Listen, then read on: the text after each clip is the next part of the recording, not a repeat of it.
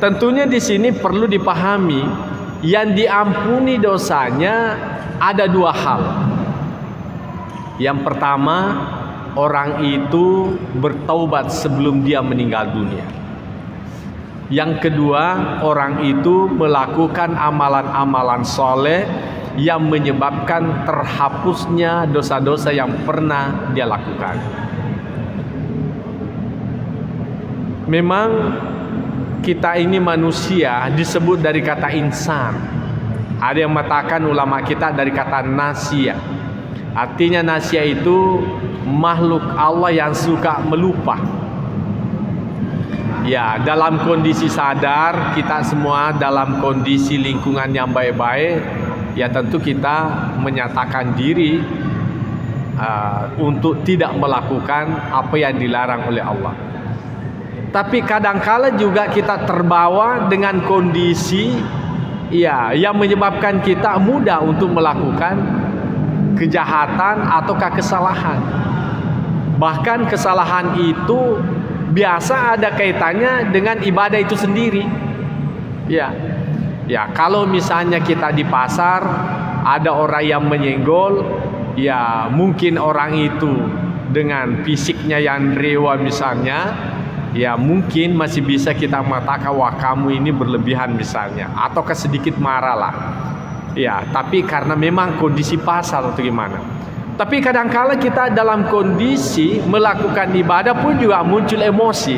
Ya kita melupakan bahwa kita ini sebetulnya ibadah, dan ibadah itu bagian daripada ujian juga. Ya bapak-bapak, ibu-ibu, kalau kita ke Masjid Haram, sekarang ini Masjid Haram dipenuhi oleh jamaah melaksanakan umrah. Biasa kita tidak tersadarkan diri bahwa kita ini sedang ibadah, sedang dimonitoring Allah, dan seolah-olah kita sangat dekat dengan Allah.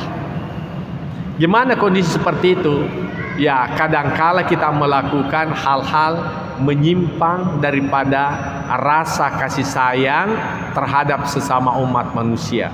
Bahkan kadangkala kita mengedepankan ibadah-ibadah sunnah dan melakukan suatu kesalahan yang dianggap itu bagian daripada dosa besar.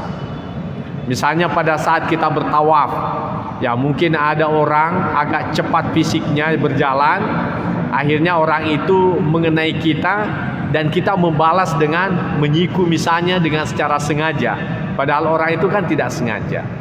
Ataukah kita mencari tempat-tempat yang afdal demi untuk mencari sempurnanya ibadah kita, tapi justru di situ tidak memberikan rasa nyaman untuk beribadah, yang pada akhirnya kita melakukan pelanggaran kemanusiaan.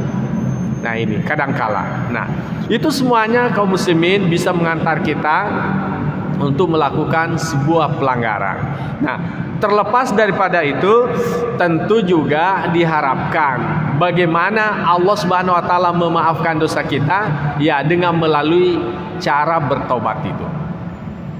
Ya tobat itu yang pertama menyesali.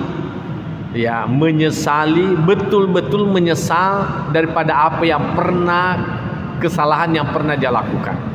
Ya.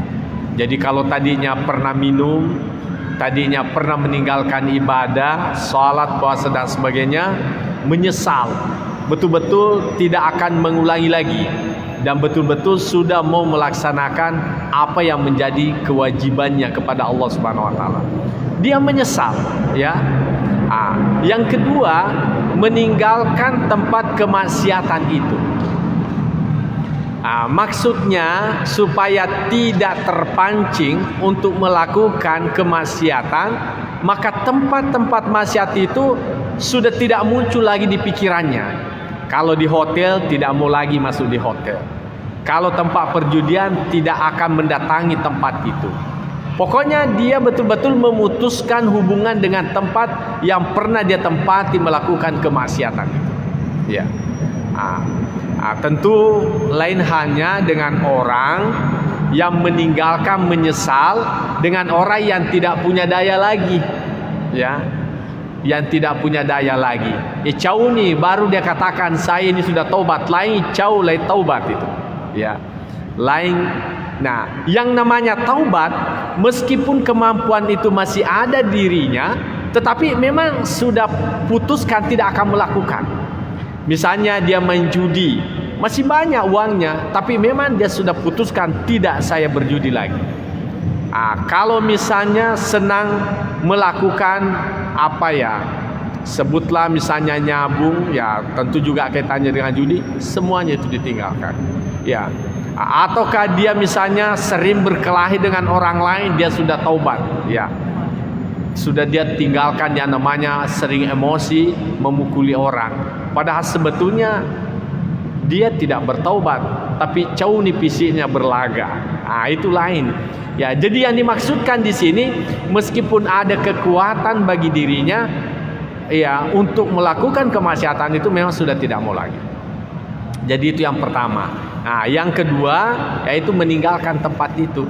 Dan yang ketiga, memutuskan hubungan yang ada kaitannya dengan sahabat untuk melakukan kemaksiatan itu. Jadi bukan hanya tempatnya, tapi orang-orangnya yang sering WA kita, SMS kita, hubungi kita dengan melalui telepon atau apa, pokoknya di-delete semua nomor-nomornya itu. Ya, karena nomor-nomor inilah yang kadang-kala memancing kita untuk melakukan kemaksiatan. Jadi betul-betul kita putuskan hubungan sehingga tidak akan mungkin terjadi kesalahan berikutnya. Itulah yang namanya taubat. Tetapi kalau masih ada dalam diri kita, hanya persoalan waktu tidak ada, hanya persoalan dana tidak ada, hanya persoalan kemampuan fisik tidak ada, maka itu bukan lagi namanya taubat, tapi hanya karena tidak punya peluang untuk melakukan kemaksiatan.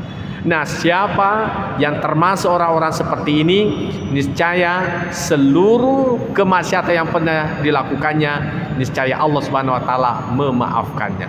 At-taibu minaz zambi kamala zambalahu. Orang yang bertobat dari segala dosa yang pernah dilakukan, kamala zambalahu, bagaikan orang yang tidak punya dosa lagi.